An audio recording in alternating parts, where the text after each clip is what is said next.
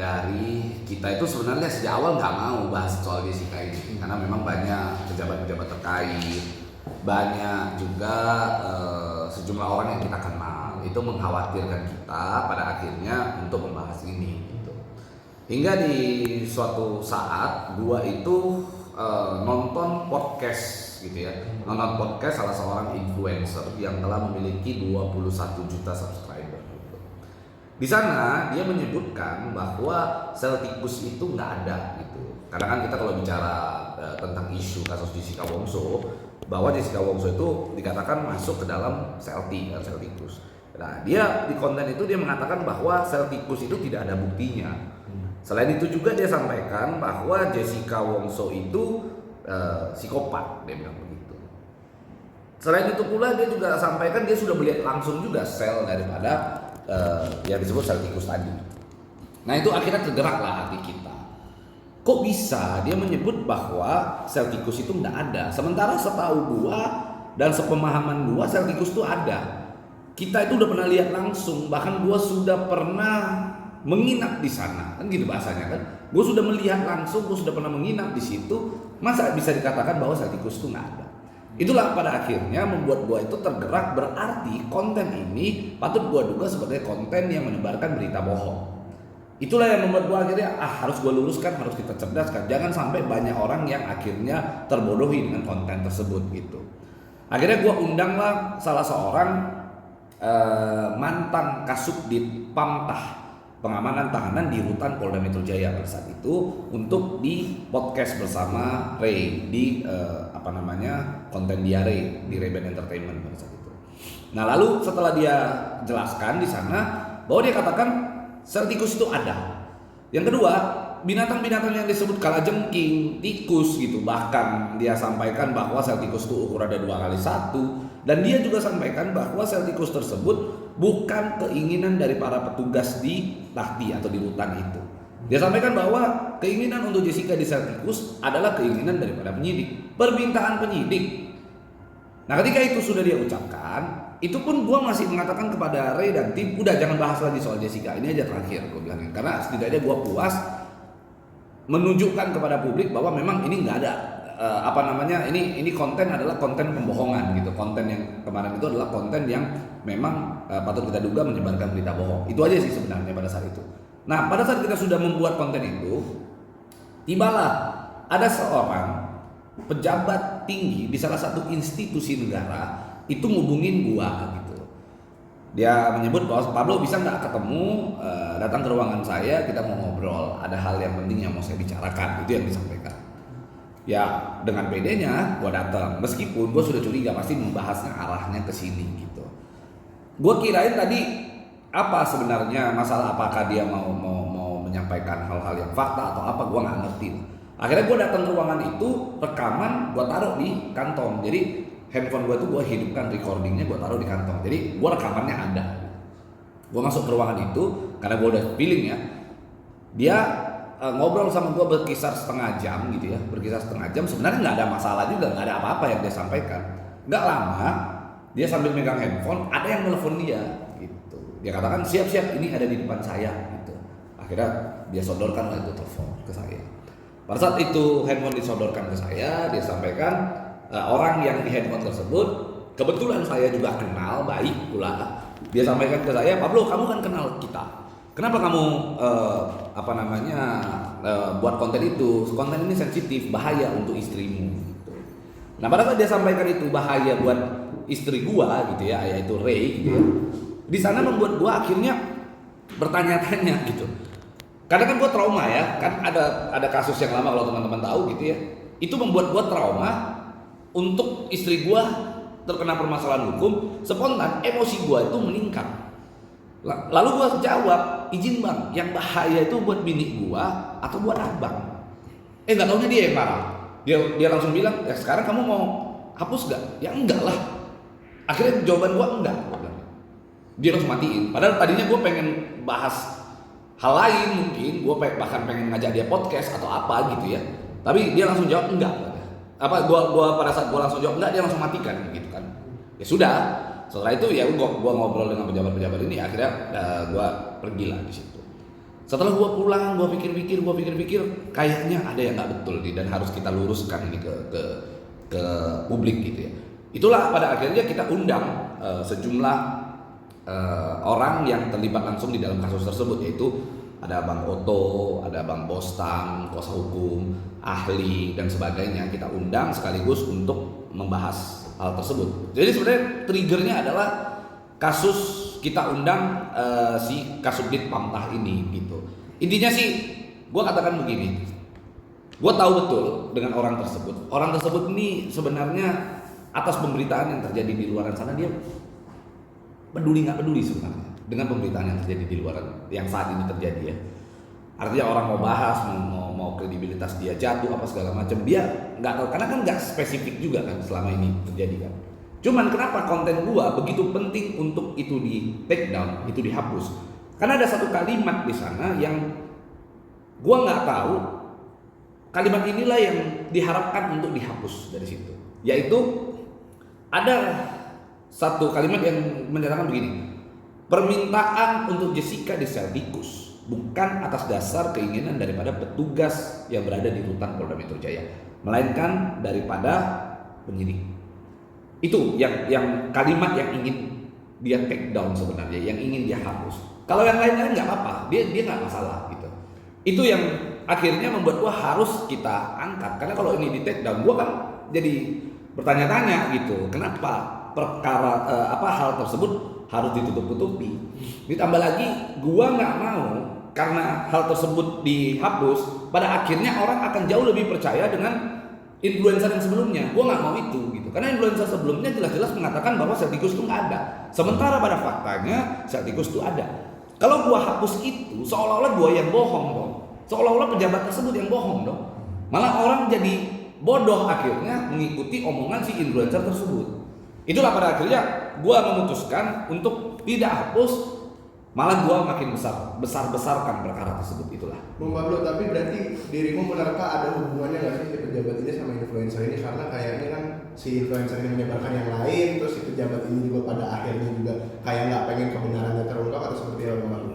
Gua nggak berani menduga-duga untuk itu ya. Gua nggak berani menduga-duga ada hubungan atau enggak. Yang pasti gua melihat ketika gua bahas, soalnya ada rentetannya. Jadi rentetan pertama itu ketika gua ungkap kasus sel tikus, secara spesifik soal sel tikus, di situ ada pejabat yang meminta, ya gua nggak tahu ya apa ada hubungan apa enggak, tapi bisa jadi itu terjadi karena coba perhatikan influencer tersebut di belakang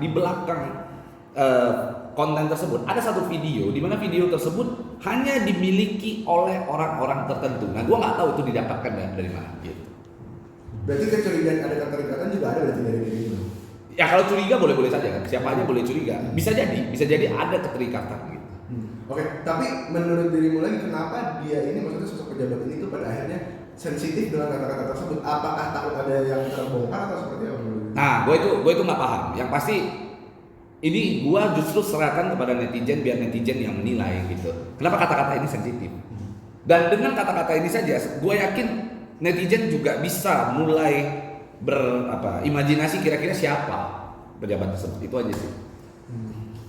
Ancamannya sendiri Bang, buat ancamannya sendiri sampai sekarang ini masih berlangsung atau mungkin udah cuma sekedar pas? Nah, kalau gua kira ancaman yang diberikan itu bukan ancaman yang sesungguhnya sebenarnya ya. Mungkin karena dia sayang aja sama gua gitu kan.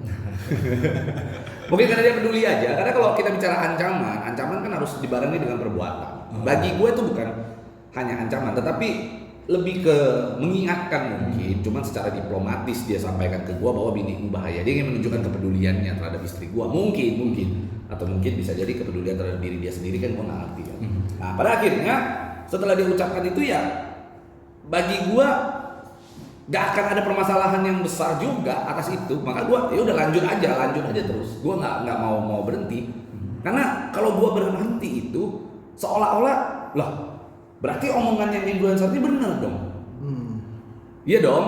Gua bukannya nggak mau hapus gitu ya. Tapi karena ada kaitannya dengan influencer tersebut yang membuat gua nggak mau hapus ini. Ditambah lagi ada kalimat yang menurut gua nggak cocok aja di hati gua, yaitu nanti istrimu bahaya. kan gitu. Karena gue punya sedikit trauma dengan kejadian sebelum-sebelumnya tentang istri gue yang bermasalah dengan proses hukum, ya akhirnya emosi. Akhirnya gue ucapkan izin bahayanya kepada istri saya tuh untuk abang. Itu sih sebenarnya. Nah dari itu lu lebih aware nggak sih bang? Mungkin waspada istilahnya gitu. Kalau waspada yang gimana ya enggak ya. Gue cuma setiap kalau melangkah keluar dari rumah gue ya panjatkan doa aja. Gue nggak yang banyak yang lain-lain gitu. Kalau gue tipikalnya kadang-kadang gini. Ketika gue angkat hal tersebut, banyak orang yang ngomong sama gue, bang lu kok berani banget gitu. Lu nggak takut apa gitu? Gue kadang-kadang bingung gitu. Sebenarnya rasa takut sama rasa berani itu gimana rasanya, itu gue juga bingung gitu sekarang. Dari dua rasa tersebut, berani sama takut tuh yang membedakan apa gue juga bingung. Sampai kadang-kadang gue nanya sama istri gue gitu kan, sama Ray gitu, yang takut tuh rasanya gimana sih? Nah itu gue sampai sekarang tuh belum bisa kebayang tuh apa kayak kita takut kecoa gitu atau gimana kan, gue nggak ngerti juga kan. Kalau gue sih kalau sama kecoa sih geli ya, nggak tahu takut apa enggak. Tapi intinya gue nggak ada rasa sesuatu hal yang mengancam diri gue, sesuatu hal yang gue khawatirkan dengan gue ungkap ini. Hanya saja gue rasa ini adalah bentuk kepedulian gue terhadap sebuah kejujuran di ruang publik. Jangan sampai gue ada isu-isu yang gue tahu sesungguhnya seperti apa, faktanya seperti apa, gue diamkan. Ketika ada orang yang mematahkan fakta tersebut, ada orang yang mencoba menyelewengkan fakta tersebut, itu yang akhirnya kepedulian gue ini membawa gue sampailah di sini. Gitu. Bang, tapi dengan terlibatnya ada seorang pejabat hingga melontarkan kata-kata seperti itu, pasti abang sendiri udah ada persiapan dong kalau nanti terjadi apa-apa, ada nggak? Justru bagi gua, kalau ada pihak-pihak yang berniat untuk melaksanakan ancaman lah atau tidak senang lalu ingin, kalau bahasa kita itu nyodok gua dari belakang atau ngapain lah itu, jangan ditanya persiapan gua. Justru gua ingin tanya mereka balik, persiapkanlah diri mereka untuk nyodok gua gitu. Jangan gua yang ditanya mempersiapkan diri untuk berjaga-jaga, justru harus mereka pikirkan matang-matang untuk nyolak-nyolek gua gitu loh. Karena gua kan tahu banyak hal ya, gitu-gitu. Gua tuh tahu banyak hal gitu. Tahu banyak hal yang gua kira kalau itu gua ungkap ke publik maka gua nggak kebayang apa yang terjadi. Tapi banyak hal yang bisa yang bisa terjadi dari apa yang gua ketahui. Bang, dengan ini kan artinya lu bersuara ya, ingin mematahkan statement demi statement dari influencer tersebut. Ya. Nah, lu siap gak bang buat diperdebatkan, misalnya dengan statement yang lu punya, dengan statement yang dia punya gitu? Sama kayak jawaban yang tadi, jangan pertanyakan gue siap apa enggak, dia siap enggak? Tanyakan sama dia, gue siap. Kalau gue secara pribadi gue punya data. Kan gini, influencer tersebut kan katakan bahwa tidak ada bukti bahwa sel tikus itu ada. Sebenarnya ini adalah pernyataan yang konyol. Kalian sekarang teman-teman buka di Google, buka aja di Google, gambar sel tikus muncul, masih berani bilang gak ada bukti, ya kan? Lalu begitu banyak orang yang pernah nginap di sana, tinggal dia yang namanya sel tikus. Kenapa nggak dipakai itu untuk dijadikan alat bukti jadinya? Dijadikan bukti untuk dia lakukan research. Pertanyaan gua, research seperti apa yang dia lakukan? Dia kan katakan dia sudah research. Ada metode ilmiahnya enggak? Dia melakukan observasi enggak? Dia melakukan survei enggak? Untuk itu. Selain itu dia juga mengatakan bahwa Jessica psikopat katanya. Ya kan? Ingat ya, seorang psikolog bahkan mungkin doktor gitu ya, atau profesor psikolog saja. Ketika dia mengobservasi seseorang, dia tidak boleh mempublikasi hasil observasi itu. Ingat, itu ada etiknya. Apalagi dia mengatakan bahwa itu berdasarkan ilmu psikologi yang saya punya. Dia bilang, pertanyaannya metode ilmiah apa yang dia pakai? Dia sudah pernah deep interview dengan yang namanya Jessica Wongso? Sudah pernah belum? Nggak pernah. Ketemu aja mungkin belum pernah. Kan gitu. Hanya melihat-lihat dari foto dan katanya-katanya. Lalu observasi apa yang dia lakukan? Metode ilmiah apa yang dia pakai? Disiplin ilmu apa yang dia punya? Kita harus ketahui itu. Jangan melakukan penggiringan opini untuk menyesatkan seseorang yang tidak bersalah di luar sana. Kasihan. Gitu. Gunakanlah hati nurani. Gue cuma itu aja. Dan jangan katakan bahwa dari yang gue lakukan ini adalah pansos gitu kan. Pasti gue tahu nih, karena gue selalu ingatkan itu.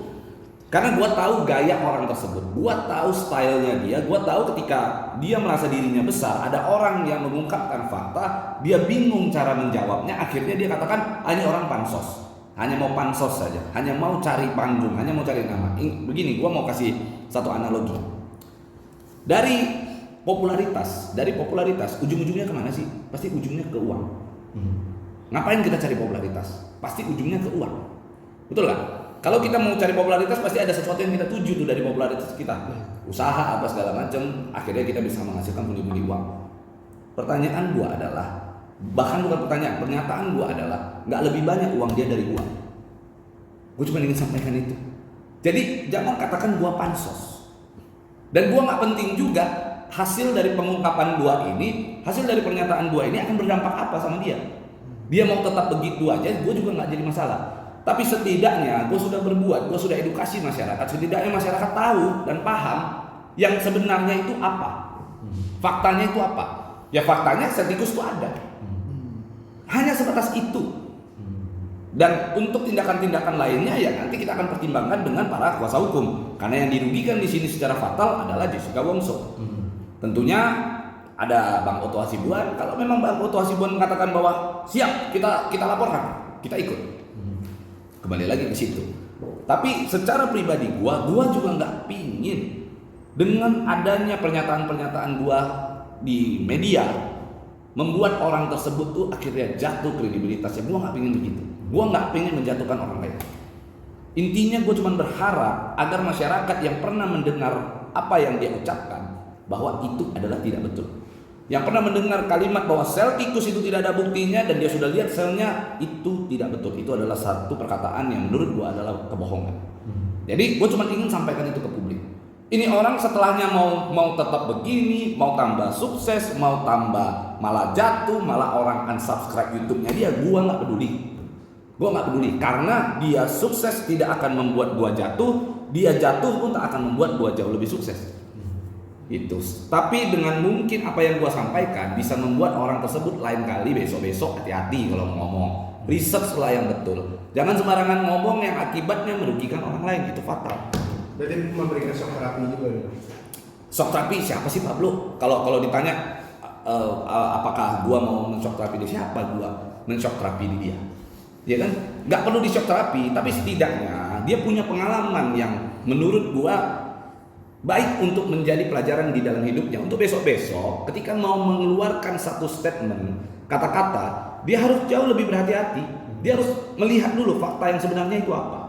Jangan sampai fakta yang dia keluarkan ternyata tidak seperti yang sebenarnya, akhirnya dia menjadi bulan-bulanan netizen, bulan-bulanan warganet. Karena sekarang warganet, netizen itu pintar-pintar loh. Tanpa kita minta dia bisa cari datanya dari mana-mana. Nah ini kan pertanyaan besar, artinya warganet saja mampu melakukan research itu hanya by foto, by video, by artikel dan sebagainya. Nah dia yang katanya memiliki subscriber 21 juta, lalu dia punya kenalan yang katanya banyak, bahkan dia diberikan kepangkatan secara tituler dari Kemenhan. Pertanyaan gua, dia tidak mampu atau dia tidak mau? Dia tidak mampu research atau memang dia tidak mau research tapi sengaja mengatakan bahwa dia sudah research untuk menggiring publik. Itu aja. Itu pertanyaan gua.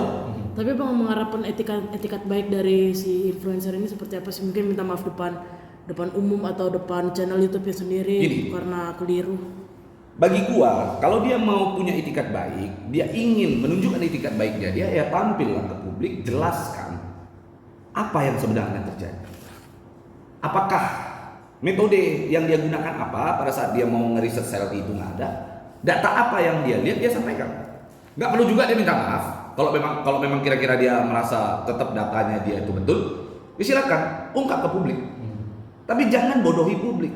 Yang pasti selama dia tidak ungkapkan, maka publik saya minta untuk tidak mempercayai hasil research yang dia buat, yang dia tuangkan, yang dia ucapkan di dalam konten tersebut. Jadi gue juga nggak berharap apa-apa dari dia. Gue tidak berharap dia punya etikat baik, dia nyari gue, dia meminta maaf sama gue, karena urusannya bukan sama gue. Urusannya adalah terhadap publik, karena informasi tersebut disebarkan ke publik, bukan ke gue. Bukan hanya ke gue, tapi ke publik. Artinya publik harus mengetahui apa yang terjadi sebenarnya. Sampaikanlah, jangan cuman diem aja, itu kan sama dengan menghindar gitu loh. Dan menurut gua aja kena masalah apapun gua selalu menghadapi, nggak pernah gua menghindar apapun itu. Tapi alasan mungkin Bang Pablo sendiri mikirnya kenapa sih dia bisa sampai menghindar padahal kan cukup terkenal juga, upload channel YouTube tiap hari gitu. Apa alasannya? Inilah ketika ada orang yang merasa gengsinya lebih besar, tidak berjiwa besar ketika dia merasa bahwa ucapannya salah, dia tidak mau ralat gitu. Makanya gua menganggap gini, Bang Otto Hasibuan adalah lawyer atau advokat senior yang menjadi role model gua. Beliau itu ketika dia ada salah ucapan, salah omongan, apa yang dia lakukan? Dia sampaikan permintaan maaf, ya yang bagian ini gua salah. Fair, secara gentle dia sampaikan ke publik. Nah pertanyaannya, kenapa nih orang nggak mau ucapkan itu? Kenapa dia nggak mau fair mengakui kesalahan yang dia lakukan? Karena manusia itu tidak pernah luput dari kesalahan. Gua sendiri sering melakukan kesalahan kan. Kita sendiri, manusia kan nggak ada yang sempurna. Gua sendiri sering selip omongan apa segala macam. Tapi ya pada saat gua salah, gua akan minta maaf. Ya gua salah, gua minta maaf. Kenapa harus menjaga gengsi gitu?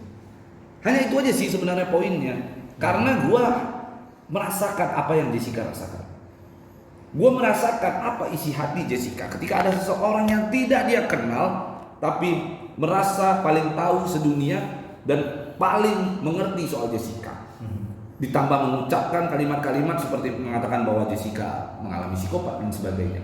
Gua paham betul apa yang ada di pikiran dan hati Jessica. Ini rasa empati gua membayangin ini kalau terjadi kepada anak gua, mungkin di kemudian hari, adik gua, atau keluarga gua, ibu gua, atau siapapun itu. Gua nggak ngebayangin bagaimana gua harus menghadapi itu. Coba kita sekarang pikirkan ya, Jessica ini masih setidaknya lebih beruntung dari orang-orang lain. Gua katakan karena Jessica banyak yang mendukung. Ada gua, ada Bang Otto, ada begitu banyak advokat, 3.000 lebih advokat siap untuk mendukung Jessica. Pertanyaannya, bagaimana kalau yang diucapkan, yang dikatakan psikopat oleh influencer tersebut adalah orang lain, orang yang tidak punya apa-apa, orang yang tidak memiliki pendukung, orang yang tidak bisa tidak mampu bayar kuasa hukum? Bagaimana itu terjadi? Akhirnya seluruh masyarakat percaya kan sama dia? Akan percaya kan sama dia? Bagaimana orang tersebut akhirnya? Mungkin kalau orang tersebut mentalnya nggak kuat bisa bunuh diri kali. Nah itu yang kita harus hindari. Sekali lagi, gua tidak punya masalah apapun. Gua tidak ada permasalahan apapun dengan institusi tertentu terhadap public figure tertentu. Apa yang gua lakukan sejak awal kasus Jessica tersebut hingga hari ini murni atas hati nurani, karena gua paham betul untuk di kemudian hari uang itu kan bisa habis, harta itu bisa habis. Tapi yang harus gua wariskan ke anak cucu gua adalah kejujuran, keadilan dan kebenaran. Itu aja sih. Bang, bahkan tapi kalau kita berbicara tentang nurani, lu kemarin bisa sampai bikin acara sebesar itu yang doa bersama itu. Itu kan kabarnya lu doang yang sponsorin nih. Bener atau enggak sih? Dan mungkin angka yang dihabiskan lumayan banyak atau enggak? Gini. Untuk acara doa bersama itu memang itu inisiasi gua. Memang itu gua akui, itu inisiasi gua pada saat itu. Karena gua kira begini, Bang Otto kan sering mengucapkan bahwa kita akan berupaya 99%, 1% lagi kita serahkan kepada Tuhan.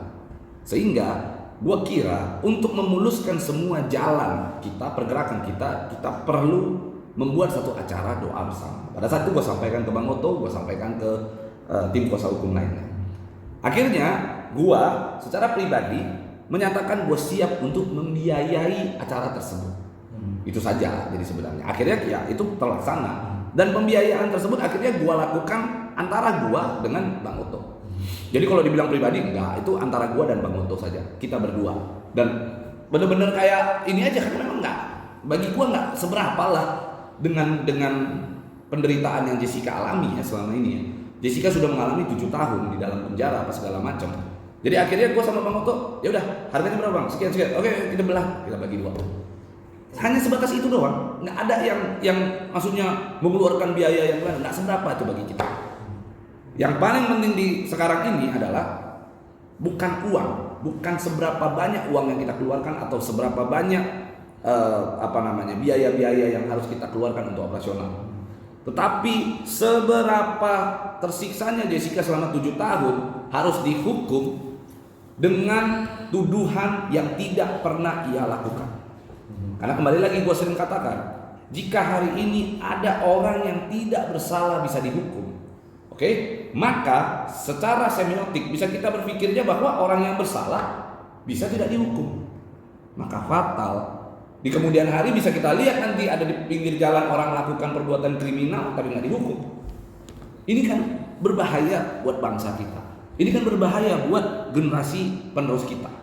Maka gua ingin ini menjadi titik balik. Ini menjadi momen bangsa Indonesia adanya reformasi penegakan hukum di Indonesia. Bang, cuma kan kemarin lu bikin acara besar itu juga netizen timbul pro kontra nih, ada yang pro dukung, terus ada yang kontra juga. Ngapain sih yang orang bikin acara kayak gitu? Tanggapan lu gimana kalau masalah? Setahu gua sih gak ada yang kontra ya. Ada lah satu dua. Setahu gua nggak ada yang kontra. Kalau ada yang kontra, ya gua nggak tahu ya apa itu wartawan kali yang ngecat sendiri buat dijadikan berita, bisa jadi. Tapi begini, gue ingin sampaikan, fokuslah terhadap penegakan hukum perjuangan para advokat 3.000 lebih ini untuk mencari keadilan bagi Jessica. Bukan uang, gue selalu sampaikan, bukan acara itu mau sebesar apa. Ini gue ingin sampaikan, gue kalau diminta untuk bikin 1.000 kali lagi acara begitu, gue sanggup. Asal Jessica itu bisa keluar, gue sanggup, gue mau. Tapi apakah itu intinya? Apakah itu poinnya? Bukan itu.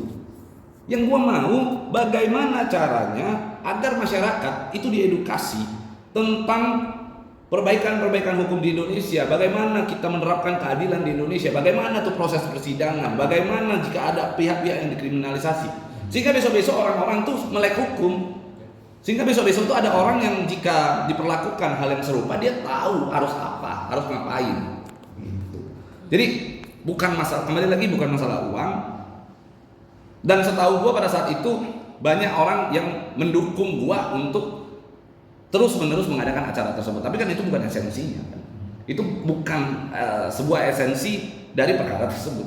Intinya Jessica harus mendapatkan keadilannya, itu aja sih. Bang, kalau pendapat lu sendiri tentang Ayah Mirna minta maaf dan tapi tiba-tiba ditetapkannya Wamenkumham jadi tersangka juga, itu menurut lu netizen pada ngomong-ngomongin soalnya. Karena netizen menilainya backingan Ayah Mirna udah hilang satu-satu. Gimana? Udah mulai ketar-ketir lah. Ya, ketar-ketir lah. Kalau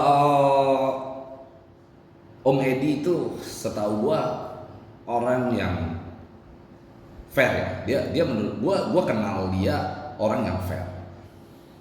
Dia gua kira ya. Ini orang Om Edi ini adalah korban juga. Korban dari ucapan-ucapan atau pembuktian-pembuktian dari sejumlah pihak yang mungkin Om Edi anggap orang-orang tersebut kredibel. Itu gua pakai kata-kata itu gua pikirkan supaya gua nggak kena delik. Tapi intinya begini, apapun yang diucapkan Om Edi, baik itu permintaan maaf apapun itu, mau itu tulus mau itu enggak, gua udah disampaikan oleh Bang Oto. Kita sudah koordinasi untuk hal ini. Justru Bang Oto sama sekali tidak menanggapi itu, tidak mau menanggapi itu serius. Bang Oto justru berpikir begini, gua kayaknya nggak ada masalah deh sama Edi. Ini harus kita tekankan dulu. Kami itu nggak punya masalah dengan yang namanya Om Edi. Masalah kami bukan kepada dia. Masalah kami terhadap keadilan yang selama ini kami cari ternyata tidak ada. Justru kami ini pengennya tadinya itu Om Edi itu membuka hatinya, berpikir begini nih. Bang Oto dengan kuasa hukum menganggap ada penyebab mati lain terhadap Mirna. Dan itu bukan cyanida. Kalau gua jadi Om Edi, maka apa yang akan gua lakukan? Oh, berarti anak gua bukan kena cyanida kalau menurut Bang Oto. Coba gua cari Bang Oto. Gua mau denger dong versinya supaya ini bisa terungkap. Karena gua ingin kan, kalau gua sayang sama anak gua pasti akan buka sebenarnya penyebab mati anak gua itu apa sih. Kan itu sebenarnya poinnya. Maka gua harap Om Edi bukan meminta maaf, karena meminta maaf itu bukanlah solusi. Tapi Om Edi harusnya ayo duduk bareng dengan Bang Oto. Malah itu akan menjadi lebih indah jika antara Om Edi dengan Bang Oto bersama-sama untuk mengungkap apa yang sebenarnya terjadi. Kematian Mirna itu disebabkan oleh apa? Justru itu. Terlepas dari itu, Om Edi ada mengucapkan permintaan maaf. Bang Oto selalu menyampaikan kepada kami begini. Meskipun Om Edi kerap mengucapkan kalimat-kalimat yang kasar dan menyakitkan, tetapi Bang Oto selalu mengatakan begini, kalau memang dengan memfitnah saya atau dengan mencaci maki saya dapat membuat Om Edi itu bahagia, gitu ya, bahagia karena atas kematian putrinya, gitu ya, fitnah aja terus, maki aja terus, silakan katanya. Karena dia tidak akan tinggi karena dipuji, tidak akan terendah karena dihina. Itu yang selalu dia sampaikan ke kita. Dan gua juga udah komunikasi juga dengan para kuasa hukum. Kuasa hukum juga pada ngomong, kalau dia minta maafnya sekarang, kami sudah memaafkan itu sejak 7 tahun lalu. Artinya para kuasa hukum, Bang Oto, siapapun itu tidak ada masalah dengan Om Edi. Jadi clear.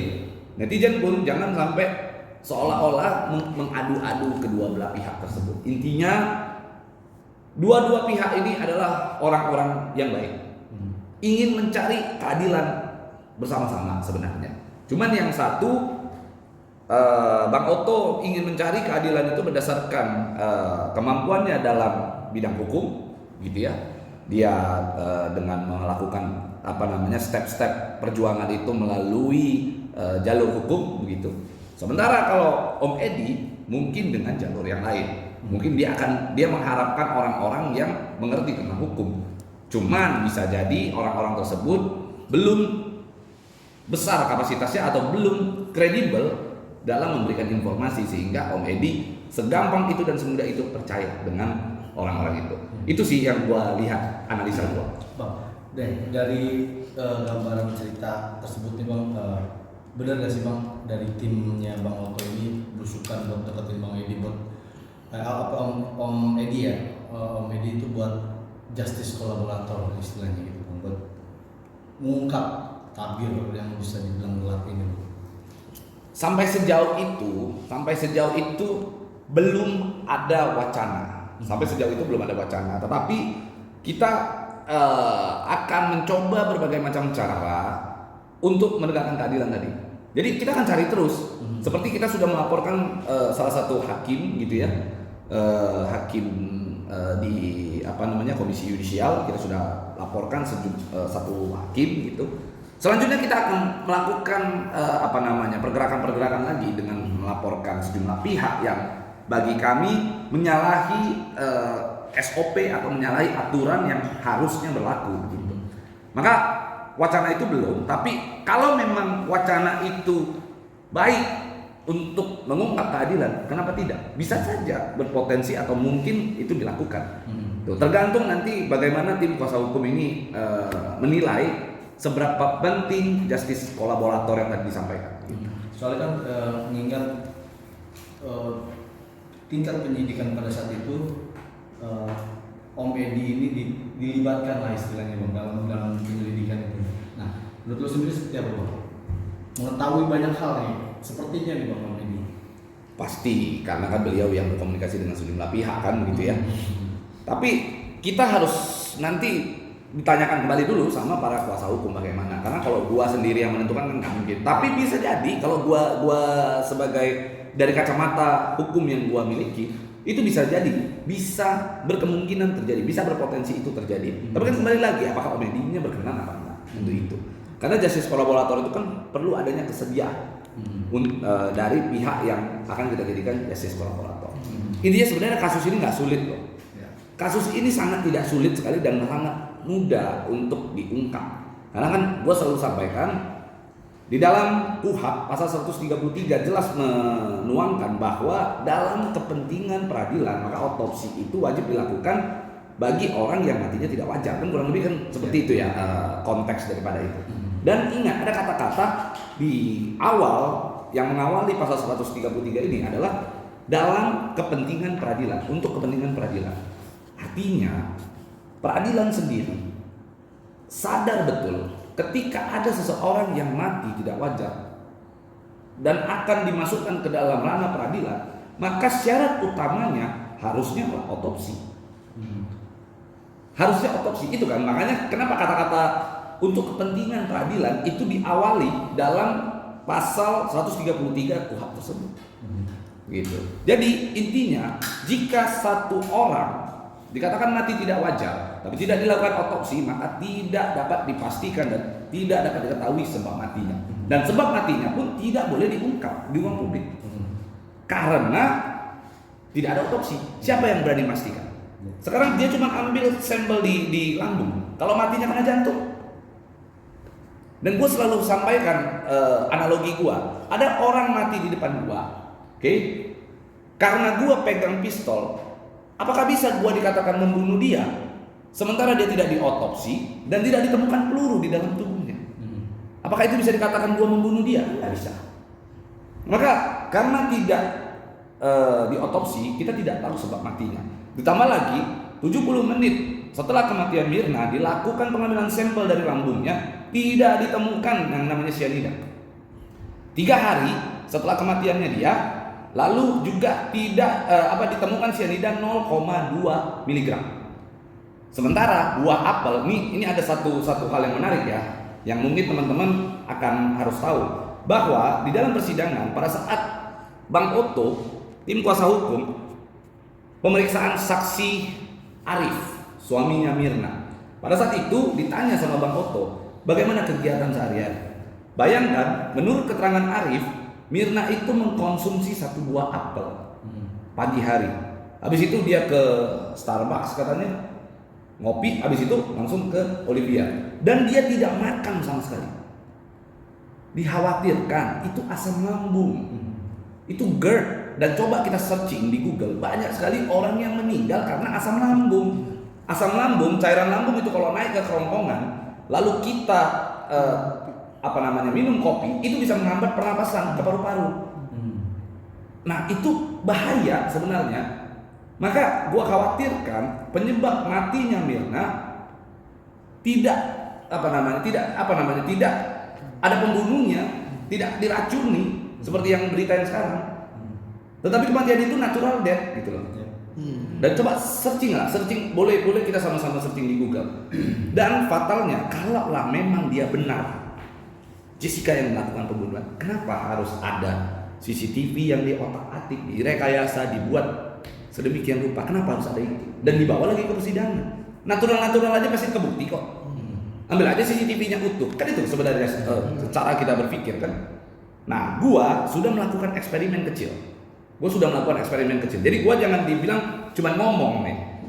Kata Rismond Sianipar, saksi ahli digital forensik dan computer vision, dia bilang begini, terjadi pengerdilan dari yang scale-nya itu 1920, frame-nya 1920 pixel dikecilkan jadi 960 pixel, sehingga itu blur. Itu menjadi blur dan tidak bisa diasumsikan informasi apa yang terjadi di dalam video tersebut. Selain itu, coba kita perhatikan pada saat Jessica itu tangannya di kantong, kan terlihat tangannya itu gerak-gerak begini ya. Ternyata setelah dianalisa, tangan tersebut dibuat beberapa kali hitam, sekali hitam di frame yang satu hitam, dihitamkan, habis itu diputihkan lagi, dihitamkan lagi, sehingga terlihat jadi kedap-kedip, maka akan menghasilkan begini nih tangannya. Nah, gua coba dengan yang gua lakukan nih. Tadi gua juga sudah menunjukkan. Nah, coba kita perhatikan. Ini ya. Bisa lihat? Oke. Ini adalah video gua, sebenarnya bukan video, ini adalah foto. Oke. Perhatikan tangan gua yang ada di sini. Nah, kurang lebih seperti ini. Ini sengaja gue bikin kasar supaya teman-teman bisa melihat. Kelihatan? Seperti kedap-kedip kan? Kenapa masih terlihat? Oh iya. Kenapa masih terlihat hitam putih? Karena ini foto. Sehingga fokus orang bisa lari kemari. Tapi kalau ini video, ini bergerak gitu ya. Ini masih bergerak, maka orang nggak akan fokus, maka ini akan terlihat seperti jalan. Nih. Oke, ini adalah frame kasar. Jadi biar orang tahu bagaimana. Oke, ini salah satu video.